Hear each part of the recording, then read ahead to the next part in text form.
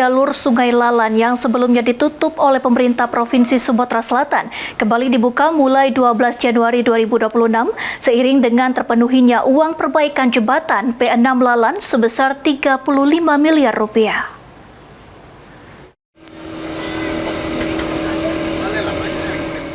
Jalur Sungai Lalan yang sempat ditutup sejak 1 Januari lalu akibat Asosiasi Perusahaan Batubara tidak dapat memenuhi ganti rugi perbaikan jembatan P6 Lalan kepada pemerintah Provinsi Sumatera Selatan. Namun mulai tanggal 12 Januari, pemerintah Provinsi Sumatera Selatan kembali membuka jalur Sungai Lalan untuk angkutan batubara.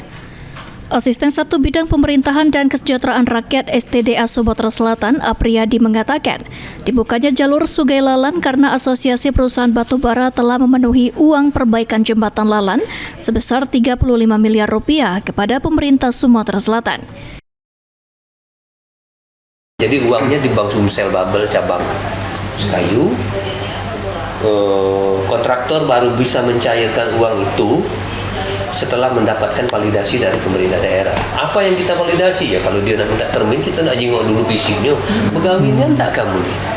Kalau tidak pegawai, ngapain lagi kebayar? Jadi insya Allah, alhamdulillah, dan Pak Gubernur hari ini sudah menelpon KSOP, sudah koordinasi menelpon Pak Bupati. Pak Bupati sudah melapor.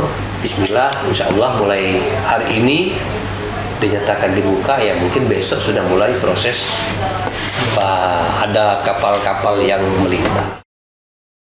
Dengan terpenuhnya dana perbaikan jembatan P6 Lalan, pemerintah Provinsi Sumatera Selatan menargetkan pembangunan jembatan P6 Lalan selesai dalam waktu 7 bulan. Eki Saputra, PAL TV.